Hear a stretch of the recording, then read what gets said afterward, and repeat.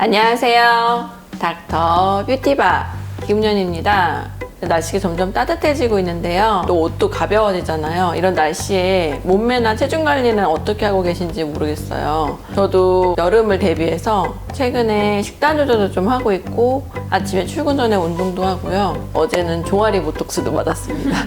올해는 짧은 치마를 입을 수 있을지 모르겠네요. 이렇게 체중 관리를 하는 게 모든 사람들의 이제 새해 소망이고 목표고 그런 경우가 많잖아요. 근데 생각보다 체중 관리를 하는 게 쉽지가 않아요. 이제 식단 관리나 운동 관리를 많이 하시고, 그리고 또 나이가 들수록 뭐 식사도 줄이고 운동도 했는데 분명히 체중은 줄었는데 별로 몸에 부피가 줄어들지 않았어요. 뭐 라인이 예쁘게 살지 않아요 라고 하는 말들을 많이 듣게 돼요. 그래서 우리가 체중 관리나 운동 관리를 했는데도 뭔가 만족스러운 결과를 얻지 못했을 때 병원에 발길을 옮기게 되죠.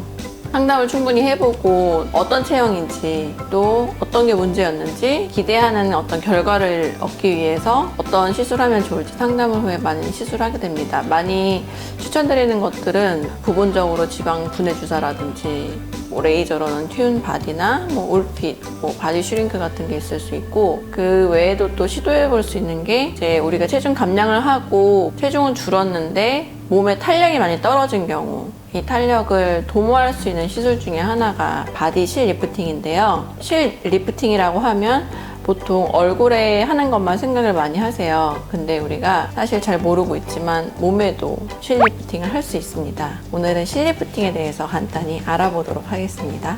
선생님, 그럼 바디 실 리프팅은 어떤 경우에 필요할까요? 네.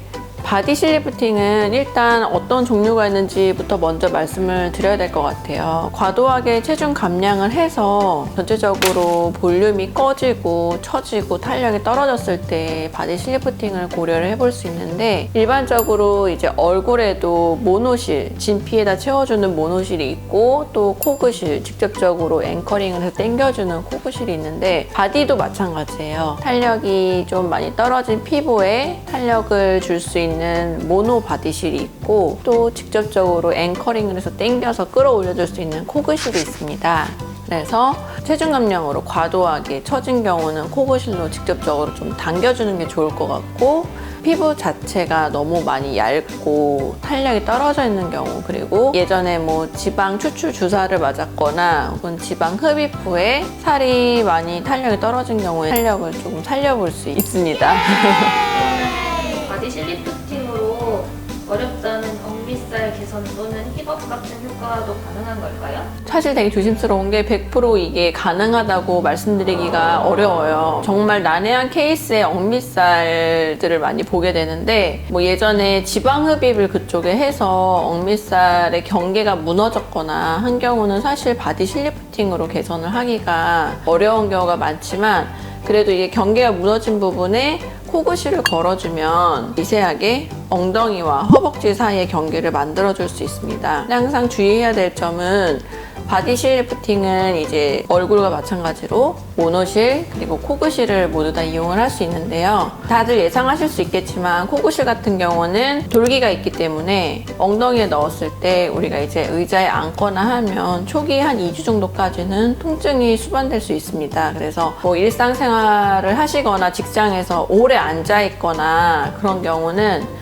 바디 실 리프팅을 조금 추천해드리지 않는 편이고요. 그런 경우는 이제 모노실로 진피와 그 피하지방 상층부의 탄력만 조금 더 도모할 수 있게 그런 시술로 추천을 드리고 있습니다. 시술 과정에 대해 설명해 주세요. 얼마나 아픈지, 뭐 이물, 방금 말씀하셨던 것처럼 이물감은 어떻게 있는지 궁금합니다. 네. 일단 앞에 말씀드린 것처럼 바디실을 모노실로 했을 경우랑 코그실로 했을 경우가 차이가 있을 수 있는데요. 얼굴 리프팅을 할 때와 마찬가지로 모노실을 하는 경우는 마취크림을 한 20분 내지 30분 정도 도포를 하고 실을 넣고자 하는 부위에 디자인을 한 후에 부분적으로 마취 주사를 놓고 실을 촘촘히 채워서 그 실이 녹으면서 콜라겐이 재생돼서 탄력을 가질 수 있게 하는 시술이고요. 억밑살 처진 부분이나 혹은 적극적으로 이제 리프팅을 하기를 원하는 분들은 얼굴과 마찬가지로 고정점을 한 군데에 정해놓고 호그실인데 엉덩이에 쓰일 수 있을 정도로 좀 긴 실을 엉덩이의 커브를 따라서 이렇게 집어넣게 돼요. 캐뉼라 속에 있는 실을 집어넣게 되고 당겨서 엉덩이에 힙업을 시켜줄 수 있습니다. 복부나 다른 부위에도 가능한가요? 네, 물론 가능하고요. 가장 이제 인기 있는 부위 중에 하나가 아랫배. 특히 출산 후에 뱃살이 많이 늘어지신 분들 아랫배 하면 굉장히 또 좋은 효과를 볼 수 있고, 또 여성분은 다 아실 거예요. 내가 팔을 딱 들었는데 이게 슬림한 팔을 갖고 싶은데 탄력이 없어서 저고리살처럼 많이 늘어지는 경우, 레이저도 시도해봤고 다 해봤지만 그럼에도 불구하고 탄력이 많이 떨어져 있는 경우는 모노실을 촘촘히 넣어서 탄력을 좀 만들어 볼 수 있습니다. 팔뚝 같은 경우 허벅지 안쪽 살, 아랫배 이런 부분에 모두 적용이 가능합니다. 그렇다면 절개는 없는 시술인 건가요? 절개요? 절개 없죠. 절개 없죠. 네, 없습니다.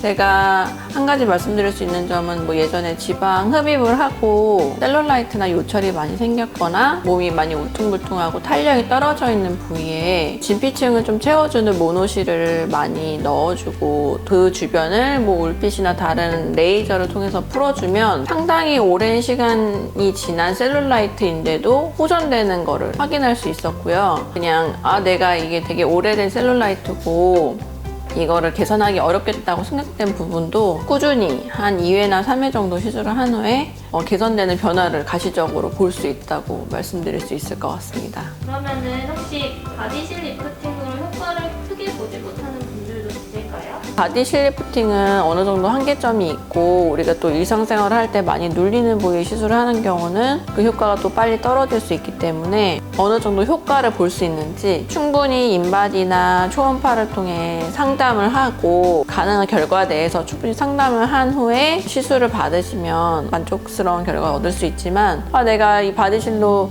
내 몸이 정말 10대 때처럼 탄력을 가질 수 있다고 기대를 하시면 조금 실망하실 수 있습니다. 저는 굉장히 솔직하게 말씀을 드리는 편이거든요. 그리고 기대감이 너무 높으신 경우는 추천을 안 해드리는 경우도 많아요. 그래서 막 병원에 오셨는데 나 이거 시술 받으러 왔는데 왜 안 해주냐고 하시는 분들도 있는데 제가 사실 환자분의 기대치랑 이 시술로 얻을 수 있는 결과가 많이 차이가 나는 경우는 안 하시는 게 좋을 것 같다고 말씀드리는 경우도 많이 있으니까 일단 내원하셔서 충분히 상담해 보시고 가능할 것 같은 경우에는 시술을 해드리도록 하겠습니다.